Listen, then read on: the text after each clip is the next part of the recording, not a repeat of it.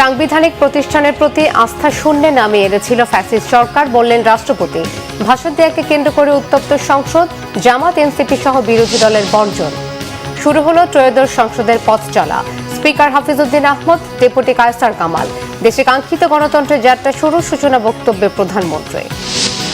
এবারে সংসদ হবে ন্যায় বিচারের আশা বিরোধী দলীয় নেতা ডাক্তার শফিকুর রহমানের। জনমানুষের চাওয়া পাওয়ার প্রতিফলন ঘটবে মনে করেন সদস্যরা। জ্বালানি তেলের জন্য পেট্রোল পাম্পে আজও দীর্ঘ লাইন। নতুন সরকারকে বিব্রত করতে কৃত্রিম সংকট তৈরি হয়েছে মালিক সমিতির অভিযোগ। দেখছিলেন ক্রাউন সিমেন্ট সংবাদ শিরোনাম, এবারে বিস্তারিত। রাষ্ট্রপতির ভাষণকে ঘিরে উত্তপ্ত জাতীয় সংসদ। প্রতিবাদ জানিয়ে সংসদ থেকে ওয়াকআউট করেছে বিরোধী দল। রাষ্ট্রপতি মোহাম্মদ শাহাবুদ্দিন বললেন, জুলাই শহীদ ও আহতদের ত্যাগে দেশ ফ্যাসিবাদ মুক্ত হয়েছে। যাত্রা শুরু করেছে গণতন্ত্রের পথে। দীর্ঘ ১.৫ দশকে গুম, খুন, বিচার বহির্ভূত হত্যাকাণ্ড এবং ফ্যাসিবাদ বিরোধী আন্দোলনের নির্যাতন ও নিপীড়নের শিকার সাধারণ মানুষ ও রাজনৈতিক দলের সদস্যদের কৃতজ্ঞতার সাথে স্মরণ করেন রাষ্ট্রপতি। রিপোর্ট করছেন সিকান্দার রেমান।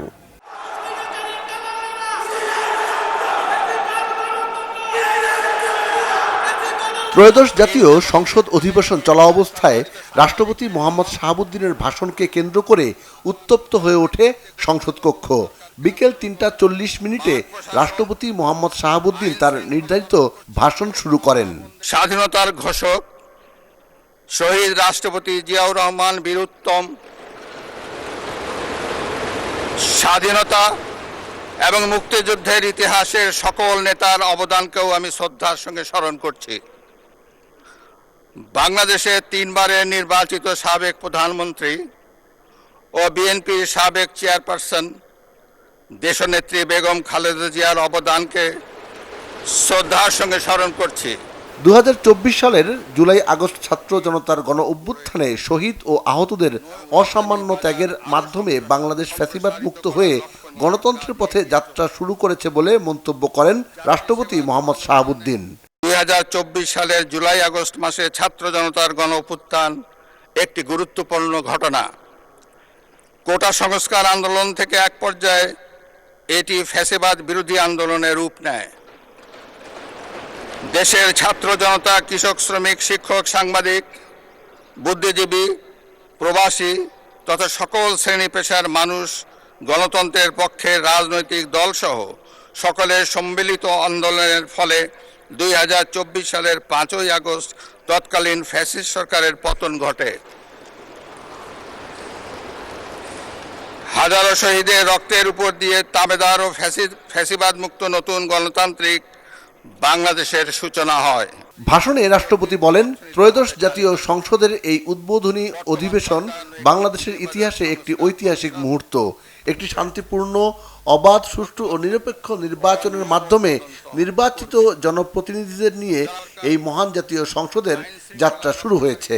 ফ্যাসিবাদ মুক্ত বাংলাদেশে বর্তমান সরকারের পররাষ্ট্র নীতির মূল দর্শন সবার আগে বাংলাদেশ।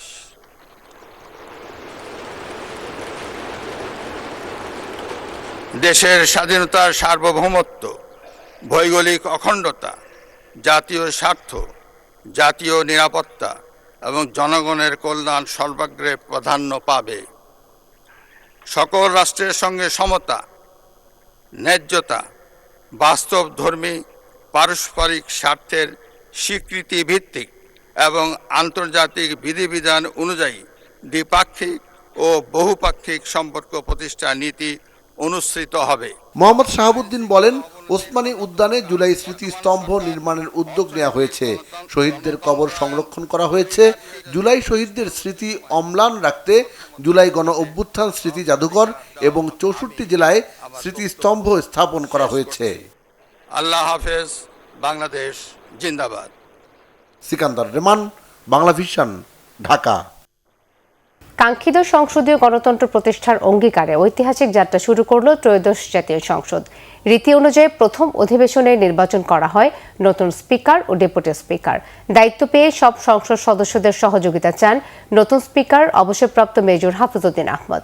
সবার আগে বাংলাদেশ এই নীতিতে সংসদ কার্যক্রম পরিচালনার প্রত্যয় জানান তিনি। অধিবেশনের প্রথম দিনেই সংসদে গঠনমূলক বিরোধিতায় উত্তাপ ছড়িয়েছে বিরোধী দল। বিস্তারিত জিয়াউল হক সবুজের রিপোর্টে।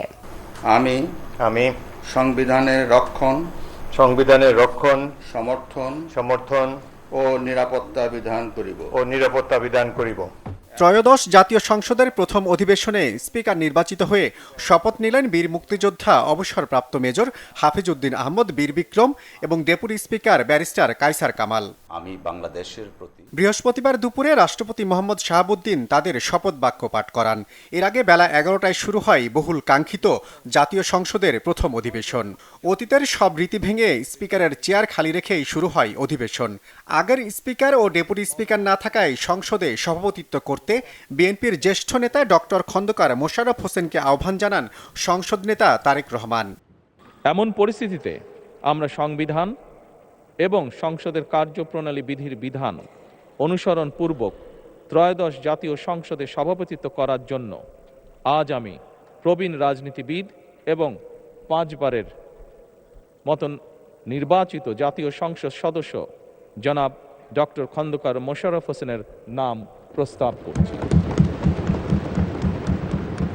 প্রধানমন্ত্রীর এই প্রস্তাবে সমর্থন জানান সংসদে বিরোধী দলীয় উপনেতা জামায়াতের নায়েবে আমির ডাক্তার সৈয়দ আব্দুল্লাহ মোহাম্মদ তাহের। উনি যে দলই করুন না কেন, আমি মনে করি দেশের সকল মানুষের ওনার প্রতি আস্থা এবং শ্রদ্ধা আছে। মাননীয় প্রধানমন্ত্রীর এই প্রস্তাবকে আমরা বিরোধী দলের পক্ষ থেকে পূর্ণ সমর্থন জানাচ্ছি। তবে এটা আরও খুব ভালো হতো যদি মাননীয় প্রধানমন্ত্রী বা তার প্রতিনিধি এই বিষয়ে বিরোধী দলের সাথে একটু আলোচনা করতেন। আমরা অবশ্যই তখনও এটাকে গ্রহণ করতাম অত্যন্ত আনন্দের চিত্তে। পরে নির্বাচিত স্পিকারের সভাপতিত্বেই শুরু হয় পরবর্তী কার্যক্রম। কথা বলার শুরুতেই মাইকের শব্দ বিভ্রাটে পড়েন তিনি। হ্যান্ড মাইকে কথা বলছি, মূল মাইকটি এখন অকেজো, একটু ধৈর্য ধরে অপেক্ষা করুন। সংসদ পরিচালনায় দলমতের ঊর্ধ্বে উঠে সব সংসদ সদস্যদের সহযোগিতা চান স্পিকার হাফিজউদ্দিন আহমদ। মাননীয় সদস্যবৃন্দ, 2007 থেকে 2024 সালের 5ই আগস্ট পর্যন্ত সংসদ কার্যকরে স্পিকারকে সহযোগিতার আশ্বাস দেন বিরোধী দলীয় নেতা ডাক্তার শফিকুর রহমান। তবে সংসদ পরিচালনায় নতুন স্পিকারকে সরকার ও বিরোধী দলের মধ্যে কোনো পার্থক্য না রাখার আহ্বান জানান তিনি। আমরা মনে করি আপনার কাছে সরকারি দল এবং বিরোধী দল আলাদা কিছু হবে না। আপনার কাছে আমরা সুবিচার পাব, জাতির কল্যাণে যে কথাগুলো বলতে চাইব সেই কথাগুলো বলার সুযোগ আপনার কাছ থেকে পাব। আপনার নেতৃত্বে এটি একটি গতিশীল সংসদ হবে, এটা আমরা আশা করতে চাই। পরে বাধ্যবাধকতা অনুযায়ী অন্তর্বর্তী সরকারের সময়ে জারি হওয়া 133টি অধ্যাদেশ প্রথম অধিবেশনেই উত্থাপন করেন আইনমন্ত্রী। মহামান্য রাষ্ট্রপতি কর্তৃক জারিকৃত 133টি অধ্যাদেশ গণপ্রজাতন্ত্রী বাংলাদেশের সংবিধানের অনুচ্ছেদ 93 দফা 2 ও 4 এর বিধান অনুযায়ী এই মহান সংসদে উপস্থাপন করছি, যার তালিকা নিম্নরূপ। এর আগে 3 বারের সাবেক প্রধানমন্ত্রী বেগম খালেদা জিয়া, ভারতের সাবেক প্রধানমন্ত্রী মনমোহন সিং, ক্যাথলিক ধর্মগুরু পোপ ফ্রান্সিস এবং ইরানের সর্বোচ্চ নেতা আয়াতুল্লাহ আলী খোমেনি ছাড়াও প্রয়াত 31 জন এমপি এবং বিএনপি জামাত সহ বিভিন্ন রাজনৈতিক দল এবং জুলাই গণ অভ্যুত্থানে নিহতদের স্মরণে সংসদে শোক প্রস্তাব গৃহীত হয়। আয় আল্লাহ, জুলাই বিপ্লবে যারা নিহত হয়েছে আল্লাহ তাদেরকে শহীদের দরজা দান করেন। এর আগে নির্বাচিত সংসদ সদস্যরা এবারের সংসদের যাত্রাকে ঐতিহাসিক যাত্রা বলে মন্তব্য করেন। আজকের এই দিনটি ঐতিহাসিক। আজকের এই মহেন্দ্রক্ষণে আমরা যেন এই দেশের গণতন্ত্র এবং গণতন্ত্রের ভিতকে শক্তিশালী করতে পারি। দেশবাসী আশা করে যে একটি কার্যকর সংসদ প্রতিষ্ঠিত হবে, সরকারি দল বিরোধী দল সকলের অংশগ্রহণের মধ্য দিয়ে। মাননীয় প্রধানমন্ত্রী যে কর্মসূচি গ্রহণ করেছেন সেই কর্মসূচিগুলি জনস্বার্থে বাস্তবায়নের জন্য তড়িৎ গতিতে আমরা ব্যবস্থা গ্রহণ করব। আমি বিশ্বাস করি বর্তমান যে পার্লামেন্ট আছে এটা আগের অন্তত 16 বছরে যে পার্লামেন্ট আছে তার চেয়ে অনেক অনেক বেটার হবে। সংসদের মুলতবি অধিবেশন বসবে আগামী 15 মার্চ রবিবার সকাল 11টায়। ব্যতিক্রমী আয়োজনের মধ্য দিয়ে শুরু হলো ত্রয়োদশ জাতীয় সংসদের প্রথম অধিবেশন। শুধু সংসদ নেতা বা বিরোধী দলীয় নেতা নয়, স্পিকার, ডেপুটি স্পিকার থেকে শুরু করে সংসদের প্রায় বেশিরভাগ সদস্যই নতুন মুখ। নতুন এবং পুরনোর মিশেলে এই সংসদ জনকল্যাণে কাজ করার পাশাপাশি কার্যকর গণতান্ত্রিক প্রতিষ্ঠায় আগের সব অর্জনকে ছাপিয়ে যাবে, এমনটাই প্রত্যাশা সাধারণ মানুষের। জিয়াউল হক সবুজ, বাংলা ভিশন, জাতীয় সংসদ ভবন, ঢাকা। আজ থেকে দেশে কাঙ্ক্ষিত গণতন্ত্রের যাত্রা শুরু হলো বলে মন্তব্য করেছেন প্রধানমন্ত্রী তারেক রহমান। তিনি বলেন, সংসদ হবে সব যুক্তিতর্ক ও জাতীয় সমস্যা নিয়ে আলোচনা সমাধানের কেন্দ্রবিন্দু। স্বনির্ভর বাংলাদেশ গড়ায় কোনো বিরোধ থাকতে পারে না বলেও মনে করেন প্রধানমন্ত্রী তারেক রহমান। জাতীয় সংসদের প্রথম অধিবেশনে সূচনা বক্তব্যে তিনি এসব কথা বলেন। রুকুনুজ্জামানের রিপোর্ট। অবশেষে বাংলাদেশ ফিরল আবারও সংসদীয় গণতন্ত্রের যুগে। বৃহস্পতিবার সকাল 11টার দিকে জাতীয় সংসদ ভবনের অধিবেশন কক্ষে প্রবেশ করেন সংসদ নেতা তারেক রহমান। আনুষ্ঠানিকতা শেষে সংসদে দেয়া সূচনা বক্তব্যে প্রধানমন্ত্রী সংসদ নেতা তারেক রহমান জানান, এখন থেকে দেশের সব সমস্যার সমাধান নিয়ে বিভিন্ন মত পথের যত যুক্তি তর্ক আলোচনা সিদ্ধান্ত হবে, তার কেন্দ্রবিন্দু হবে সংসদ। ফ্যাসিবাদের নির্মমতার শিকার অসংখ্য মানুষের কান্না আর হাজারো প্রাণের আত্মত্যাগের মধ্যে দিয়ে অবশেষে আজ থেকে পুনরায় যাত্রা শুরু হতে যাচ্ছে জনগণের ভোটে জনগণের কাছে জবাবদিহিমূলক সত্যিকার অর্থে জনপ্রতিনিধিশীল জাতীয় সংসদ।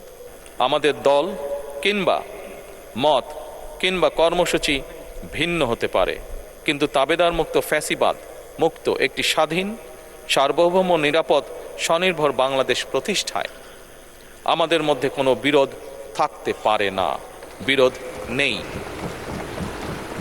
প্রধানমন্ত্রী তারেক রহমান তার বক্তব্যের শুরুতে 1971 থেকে শুরু করে এ পর্যন্ত আন্দোলন সংগ্রামে সব শহীদদের প্রতি শ্রদ্ধা জানান।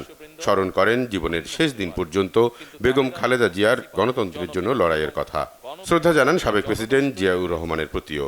প্রধানমন্ত্রী তারেক রহমান জানান, দেশের সব দল মত নির্বিশেষে তিনি প্রধানমন্ত্রী হিসেবে সব জনগণের প্রতিনিধিত্ব করছেন। আমরা এই মহান জাতীয় সংসদকে সকল যুক্তি, তর্ক আর জাতীয় সমস্যা সমাধানের কেন্দ্রবিন্দুতে পরিণত করতে চাই। 1971 সালের স্বাধীনতা যুদ্ধের থেকে শুরু করে 2024 সালের দেশ এবং জনগণের স্বাধীনতা রক্ষার যুদ্ধ সহ এই পর্যন্ত দেশে গণতন্ত্র এবং মানুষের অধিকার প্রতিষ্ঠার সংগ্রামে যারা শহীদ হয়েছেন, ত্রয়োদশ জাতীয় সংসদ শুরুর এই যাত্রা লগ্নে আমি তাদেরকে কৃতজ্ঞতার সঙ্গে স্মরণ করছি। সংসদকে কার্যকর করতে সব ধরনের সহযোগিতার আশ্বাসও দেন প্রধানমন্ত্রী। আল্লাহ হাফেজ, বাংলাদেশ জিন্দাবাদ। রুকুনুজ্জামান, বাংলা ভিশন, ঢাকা। এবারে সংসদ হবে সুবিচারের সংসদ, এমন প্রত্যাশা করেছেন জামাত ইসলামের আমির ও বিরোধী দলীয় নেতা ডাক্তার শফিকুর রহমান। এই সংসদ যেন চরিত্র হননের কেন্দ্রবিন্দুতে পরিণত না হয়, বক্তব্যে এমন আহ্বান জানান ডাক্তার শফিকুর। অতীতে যে মন্দ নজির সৃষ্টি হয়েছে বিভিন্ন সময়, এটি নতুন করে আর হবে না। আজকের এই সংসদে অনেক তরুণ সদস্য এখানে আজকে এসেছেন। আমিও বয়সে একটু বেশি হলেও আমিও তরুণ। আমার জীবনে এটা প্রথমে এই সংসদে ঢুকে, সুতরাং আমিও তরুণদের একজন। সেই তরুণরা যারা এখানে প্রাজ্ঞ আছেন, অতীতে যারা এই মহান সংসদের সদস্য বারবার নির্বাচিত হয়েছেন, তাদের কাছ থেকে আমরা ভালো কিছু শিখব। আমরা অতীতের সংসদগুলোতে দেখেছি, এখানে দেশের মানুষের কল্যাণ বিবেচনায় আলোচনা না হয়ে মানুষের চরিত্র হননের জন্য এখানে বিপুল সময় ব্যয় করা হয়েছে। আমি আপনাকে বিনীতভাবে অনুরোধ করব, এই সংসদ যেন কারো চরিত্র হননের কেন্দ্রে পরিণত না হয়। আপনার কাছ থেকে কেউ সামান্যতম সুযোগও যেন এই ব্যাপারে না পায়। এবারের সংসদ ঐতিহাসিক হবে, জনমানুষের চাওয়া পাওয়ার প্রতিফলন ঘটবে বলেছেন স্বরাষ্ট্রমন্ত্রী সালাউদ্দিন আহমদ। অর্থ পরিকল্পনা মন্ত্রী আমির খসরু মাহমুদ চৌধুরী বলেছেন, দেশের ক্রান্তিকালে বিএনপি দেশের হাল ধরেছে, গণতান্ত্রিক ধারায় উন্নত বাংলাদেশ গড়বে দল। আর পানি সম্পদ মন্ত্রী শহীদ উদ্দিন চৌধুরী অ্যানি বলেছেন, দেশ দীর্ঘ বছর অন্ধকারের মধ্যে ছিল, তারেক রহমানের নেতৃত্বে নতুন বাংলাদেশ গড়তে বিরোধী দলের সহায়তা প্রয়োজন। সংসদ অধিবেশন শুরুর আগে সংসদ ভবনে সাংবাদিকদের কাছে এসব বলেন বিএনপির মন্ত্রীরা। জনপ্রত্যাশা এবং জন আকাঙ্ক্ষা, শহীদের আকাঙ্ক্ষা পূরণের জন্য আজকেই গণতান্ত্রিক প্রক্রিয়ার প্রথম পদক্ষেপ। বাংলাদেশের প্রতিটি ক্রান্তি লগ্নে আপনি দেখবেন বাংলাদেশ জাতীয়তাবাদী দলের উপর বাংলাদেশের জনগণ আস্থা রেখেছে, এবারও রেখেছে। এবং আস্থা রাখার কারণ হচ্ছে বাংলাদেশ জাতীয়তাবাদী দল সেই কঠিন অবস্থা থেকে ক্রান্তি লগ্ন থেকে উত্তরণের পথ দেখিয়েছে। তা আমি আশা করি এবারও ইনশাআল্লাহ জনাব তারেক রহমান সাহেবের নেতৃত্বে আমাদের মাননীয় প্রধানমন্ত্রী আমরা সেই জায়গা থেকে উত্তরণ ঘটাতে পারবো এবং দেশকে একটি সত্যিকার অর্থে গণতান্ত্রিক দেশে গণতান্ত্রিক অর্ডারে একটি উন্নত বাংলাদেশ আমরা দেখতে পাবো। মাননীয় প্রধানমন্ত্রী জনাব তারেক রহমান তিনি সবাইকে নিয়ে এই বাংলাদেশটাকে গড়তে চান। আমরা তাকে যেন সবাই মিলে সহযোগিতা করি এবং বিশেষ করে যারা বিরোধী দলে রয়েছেন তাদের সহযোগিতা বিশেষভাবে প্রয়োজন, কারণ এই বাংলাদেশটাকে আমাদের নতুনভাবে চিন্তা করতে হবে, নতুনভাবে হবে। আমরা দীর্ঘদিন অন্ধকারে ছিলাম, নতুনভাবে এই দেশটাকে গড়ার মাধ্যমে আলোর দিকে এগিয়ে যেতে চাই। সকলের সহযোগিতা কামনা করছি। এনসিপি দলীয় সংসদ সদস্য হাসনাত আব্দুল্লাহ বলছেন, সংসদ হবে কার্যকর, জাতির সকল সমস্যা সমাধানের স্থান হবে জাতীয় সংসদ। আর এনসিপি দলীয় সংসদ সদস্য আখতার হোসেন বলেন, জনগণ গণভোটে রায় দিয়েছে, এই রায়ে বিএনপি সম্মান জানাবে বলে তাদের প্রত্যাশা। সংসদে রাষ্ট্রপতি মোহাম্মদ শাহাবুদ্দিনের ভাষণ কোনোভাবেই গ্রহণযোগ্য নয় বলেও মন্তব্য করেন তারা। রাষ্ট্রপতি তো তার শপথ ভঙ্গ করেছে এবং সে তো ফেসিস্ট অ্যানাবেলার এবং এই কিলিং প্রসেসটাকে সে সহযোগিতা করেছে জুলাইয়ের। তো সেই জায়গা থেকে তার মোরাল তো কোনো গ্রাউন্ড নাই আজকে জুলাইয়ের মধ্য দিয়ে অর্জিত এই পার্লামেন্টে সে ভাষণ দেওয়ার। দেখি আমরা সাংগঠনিকভাবে বা আমরা অ্যাজ এ দলগতভাবে আজকে আমরা কি স্টেপ নেই আপনারা দেখতে পাবেন।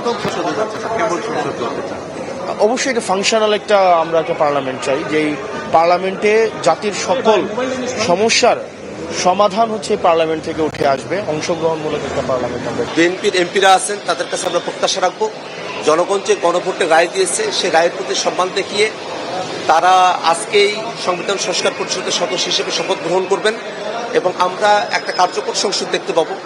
আমরা যে 6 মাসের সময়সীমার মধ্যে সংবিধানের যে পার্টগুলোতে আমরা সংস্কার সাধন করতে চেয়েছিলাম সেগুলো আমরা সম্পূর্ণ করতে পারবো এবং বাংলাদেশ রাষ্ট্রের অন্যান্য যে অংশগুলো রয়েছে সেগুলো নিয়ে আমরা আমাদের কথাটা আরম্ভ করতে পারবো। একটা কার্যকর সংসদের আমরা প্রত্যাশা করি। এটা হচ্ছে রাষ্ট্রপতির এই যে থেকে যাওয়া, তাকে এইভাবে সেলিব্রেট করা, সেই প্রত্যেকটা জিনিসের আমরা বিপক্ষ। মন্ত্রীর দায়িত্ব পেলেন টাঙ্গাইল ৮ আসনের সংসদ সদস্য অ্যাডভোকেট আহমেদ আজম খান। জাতীয় সংসদ ভবনে আজ তাকে মন্ত্রী হিসেবে শপথ পাঠ করিয়েছেন রাষ্ট্রপতি মোহাম্মদ শাহাবুদ্দিন। বিএনপির ভাইস চেয়ারম্যান হিসেবে দায়িত্ব পালন করেছেন অ্যাডভোকেট আহমেদ আজম খান। ত্রয়োদশ জাতীয় সংসদের স্পিকার হিসেবে নির্বাচিত হয়েছেন মুক্তিযুদ্ধ বিষয়ক মন্ত্রী মেজর অবসরপ্রাপ্ত হাফিজউদ্দিন আহমদ ও ডেপুটি স্পিকার নির্বাচিত হয়েছেন ভূমি প্রতিমন্ত্রী ব্যারিস্টার কায়সার কামাল। এই দুজন আর মন্ত্রণালয়ের দায়িত্ব পালন করতে পারবেন না। এর ফলে একজন নতুন মন্ত্রী নিয়োগ দিয়েছে সরকার।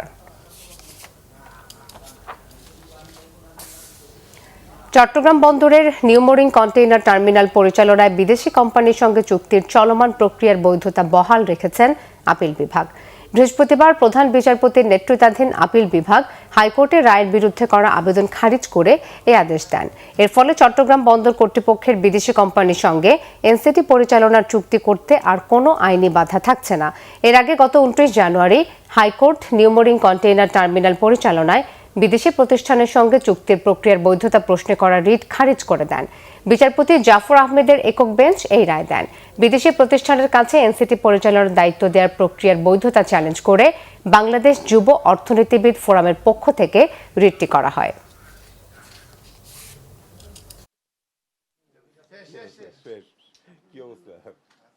অপারেট করবেন এবং এর সাথে এটা করার জন্য যা যা হোয়াটএভার আসতো দাম যে বাড়তো কমতো। ম্যাডাম জাস্টিস ফাতেমা নজিব বলেন যে এটা তৎকালীন ইন্টারিম সরকারের করার অধিকার নেই এবং তিনি সেটাকে রুলটাকে অ্যাবসলিউট করেন। On the other hand madam justice Fatema Anwar তার সাথে দ্বিমত পোষণ করে বলেন যে না, এই রুলটার কোনো সারবত্তা নেই, কারণ এটা প্রিম্যাচিওর এবং যারা আসছে তাদের লোকাল স্ট্যান্ডিও নেই এবং অন্যান্য যেসব লিগ্যাল যা যা রিকোয়ারমেন্ট ছিল সেগুলোকে ফলো করা হয়েছে। সরকার এই মুহূর্তে যখন ডিপি ওয়ার্ল্ডের সাথে বা দুবাই গভর্নমেন্টের সাথে যে চুক্তিটা করতে যাবে বা আদৌ যদি হয় সেটাতে কোনো অস্বচ্ছতা ছিল না এবং সেটি করতে আর কোনো বাধা নেই। নতুন সরকারকে বিপদে ফেলতে এক শ্রেণীর আমলারা কৃত্রিম জ্বালানি সংকট তৈরি করছে বলে অভিযোগ করেছেন পেট্রোল পাম্প ওনার্স অ্যাসোসিয়েশনের আহ্বায়ক সৈয়দ সাজ্জাদুল করিম কাবুল। বলেন, পেট্রোল অক্টেনের সাথে যুদ্ধের কোনো সম্পর্ক নেই, অযথা আতঙ্ক সৃষ্টি না করার আহ্বান তার। এদিকে ঘন্টার পর ঘন্টা অপেক্ষা করে কাঙ্ক্ষিত পরিমাণ তেল না পেয়ে ভোগান্তিতে মোটরসাইকেল ও গাড়ি চালকরা। বিস্তারিত মামুন আবদুল্লাহ রিপোর্টে। গাড়ির এই দীর্ঘ সারি থামছেই না। কয়েক সপ্তাহ ধরেই এই চিত্র সারা দেশের পেট্রোল পাম্পগুলোর। ঘন্টার পর ঘন্টা অপেক্ষা করেও পরিমাণ মতো তেল না পেয়ে ক্ষুব্ধ গ্রাহকরা। বলছেন, জ্বালানির পেছনেই ব্যয় হচ্ছে মূল্যবান সময়। ধরেন রোজার আগে আইসা বসে থাকি, ইফতারির সময় মনে করেন যাইতে পারি না, সন্ধ্যার দিকে আসলে মনে করেন বসে থাকি, তেল পাই না। কিছু সময় আপনার পাম্পে গেলে পাম্প বন্ধ করে দেয়। সরকার তো তেল দিচ্ছে, সরকার প্রথমে 25% কমাইছিল সাপ্লাই, এখন তো আরও 10% বাড়াই দিছে, মানে 15% কমাইছে। এই হিসাবে যেই অ্যাটিটিউড করতেছে আপনি পাম্প মালিকরা, এটা আসলে আমাদের জন্য খুব ক্ষতিকর হচ্ছে। 10 লিটার তেলের জন্য মনে করেন এই যে 2 ঘন্টা আসছি, তারপর গাড়ি চালাই আইছি আরও 3 কিলোমিটার, তো তাকরিবান 2-3 লিটার তো শেষ তেল। সিরিয়ালে থাকার পরে পাম্পের কাছাকাছি যাওয়ার পরে আপনার বলতেছে তেল নাই। পেট্রোল পাম্পগুলোতে একজন গ্রাহককে নির্দিষ্ট পরিমাণই জ্বালানি দিচ্ছে পাম্পগুলো। মালিকরা বলছেন, প্রয়োজনের অতিরিক্ত জ্বালানি নেয়াতেই তৈরি হচ্ছে আতঙ্ক। যারা পাঠাও চালা তাদের 600, আর দেখা যায় 5 লিটার, আর এমনি যারা ব্যক্তিগতভাবে চালা তাদের একটু কম, বা যদি কম নিচ্ছে তাদের কম দিচ্ছি। একটা লোক 4-5 বার করে নেয়, তাহলে কি জন্য নেয়? একটা গাড়ি কতটুকু চলে, কয় কিলো চলে, এটাও তো বুঝতে হবে। আপনাদের ধরতে হবে ওদেরকে আগে, যে ভাই এই ব্যাপার ঠিক মতো আসতেছেন, তেল পাচ্ছেন কিনা, আমাদের নয়, ওদেরকে ধরে। এদিকে সমসাময়িক পরিস্থিতি নিয়ে রাজধানীর একটি হোটেলে সংবাদ সম্মেলনের আয়োজন করে পেট্রোল পাম্প ওনার্স অ্যাসোসিয়েশন। সংগঠনটির আহ্বায়ক জানান, দেশে জ্বালানির কোনো সংকট নেই, সরকারকে বিপদে ফেলতেই কেউ কেউ কৃত্রিম সংকট তৈরি করছে বলে দাবি তার। আমি 100% দায়ী করবো এই আমলাদেরকে, যারা রুট লেভেলের কোনো ইনফরমেশনকে কোনো কগনিজেন্সিতে নেয় না, তারা তাদের মতো এসি ঘরে বসে বসে সিদ্ধান্ত নেয়। বাস্তবতার সাথে এর কোনো মিল নেই। আপনি রুট লেভেলের ইনফরমেশন যদি না নেন, এটা ভুল হবেই সিদ্ধান্ত, এবং সেই ভুলই হচ্ছে। আমি 100% আপনার সাথে একমত, এটা সরকারকে একদম সাবঅর্ডাইজ করা হচ্ছে। কারণ আপনি তেল না পেলে, আমাকে তেল না দিলে জনগণ কি বুঝবে? তেল নাই, সরকার দিতে ব্যর্থ, এটাই তো প্রমাণ হবে, এবং তাই প্রমাণিত হচ্ছে। পেট্রোল পাম্পগুলোতে বিশৃঙ্খলা এড়াতে নিয়োজিত ছিল আইনশৃঙ্খলা বাহিনীর সদস্যরা। মামুন আবদুল্লাহ, বাংলা ভিশন, ঢাকা। চট্টগ্রাম বিমানবন্দরে ধীরে ধীরে বাড়ছে আন্তর্জাতিক ফ্লাইট চলাচল। বিমানবন্দরের জনসংযোগ কর্মকর্তা প্রকৌশলী মোহাম্মদ ইব্রাহিম খলিল বিষয়টি নিশ্চিত করেছেন। জানান, বিমান বাংলাদেশ এয়ারলাইন্স, এয়ার অ্যারাবিয়া ও ইউএস বাংলা এয়ারলাইন্সের শারজাহ, দুবাই, আবুধাবি থেকে চট্টগ্রামের ফ্লাইটগুলো অনেকটা স্বাভাবিক হওয়া শুরু হয়েছে। গতকাল বাতিল হওয়া আন্তর্জাতিক ফ্লাইটের মধ্যে ছিল বিমান বাংলাদেশ এয়ারলাইন্সের দুবাই থেকে আসা 2টি অ্যারাইভাল ফ্লাইট ও 2টি ডিপার্চার ফ্লাইট, ইউএস বাংলা এয়ারলাইন্সের মধ্যপ্রাচ্যগামী একটি ডিপার্চার ফ্লাইট। এদিকে বিভিন্ন এয়ারলাইন্সের যাত্রীবাহী মধ্যপ্রাচ্য থেকে আগত 8টি অ্যারাইভাল ফ্লাইট ও 5টি ডিপার্চার ফ্লাইট সচল ছিল। সব মিলিয়ে গত 28 ফেব্রুয়ারি থেকে চট্টগ্রাম বিমানবন্দরে 100টি আন্তর্জাতিক ফ্লাইট বাতিল হয়েছে। চট্টগ্রামের হাটহাজারী পৌরসভা এলাকায় নিজ শয়নকক্ষ থেকে মুন্নি আক্তার নামের এক কিশোরীর ঝুলন্ত মৃতদেহ উদ্ধার করেছে মডেল থানা পুলিশ। গতরাতে পৌরসভার 5 নম্বর ওয়ার্ডের একটি বাসা থেকে কিশোরীর মৃতদেহ উদ্ধার করা হয়। স্থানীয়রা জানায়, পরিবারের সাথে ওই বাসায় থাকত মুন্নি আক্তার। গতরাতে দীর্ঘ সময় ডাকাডাকির পরও ভেতর থেকে কোনো সাড়া শব্দ না পেয়ে পুলিশকে খবর দেওয়া হয়। পরে স্থানীয়দের সহায়তায় পুলিশ দরজা ভেঙে ঘরে ঢুকে সিলিং ফ্যানের সাথে মুন্নির মৃতদেহ ঝুলন্ত অবস্থায় দেখতে পায়। এই ঘটনায় হাটহাজারী মডেল থানায় একটি অপমৃত্যুর মামলা হয়েছে। খাগড়াছড়ি পৌর শহরের কদমতলী এলাকায় 3য় শ্রেণীর শিশুকে ধর্ষণ চেষ্টার অভিযোগে একজনকে আটক করা হয়েছে। সকালে গ্রেফতার আক্তার হোসেনকে আদালতে পাঠানো হয়। পুলিশ জানায়, বুধবার বিকেল থেকে শিশুটিকে না পেয়ে আশেপাশে খোঁজাখুঁজি করে কদমতলী রোডে মসজিদে মাইকিং করে স্বজনরা। পরে সন্ধ্যা 4:30টার দিকে অভিযুক্ত আক্তার হোসেনের দোকান থেকে শিশুটিকে বের করে দিলে এই বিষয়ে বাড়িতে জানায় ভুক্তভোগী। পরে স্বজন ও স্থানীয়রা পুলিশে খবর দিলে আক্তার হোসেনকে আটক করে থানায় নিয়ে আসা হয়। সদর থানার ভারপ্রাপ্ত কর্মকর্তা মোহাম্মদ কাই কিসলু জানান, শিশুর মা বাদী হয়ে ধর্ষণ চেষ্টার অভিযোগে মামলা করে।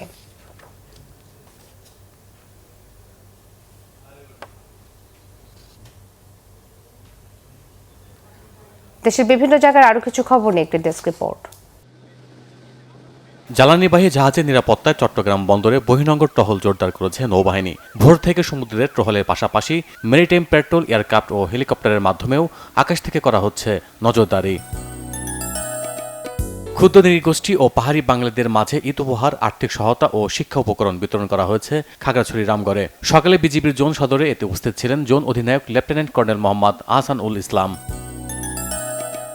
বগুড়া ৬ সদর আসনে উপনির্বাচনে জামায়াতের প্রার্থী আব্দুর রহমান সোহেল তার প্রতিপক্ষ প্রার্থীর নির্বাচনী আচরণবিধি লঙ্ঘনের অভিযোগ এনে সংবাদ সম্মেলন করেছেন।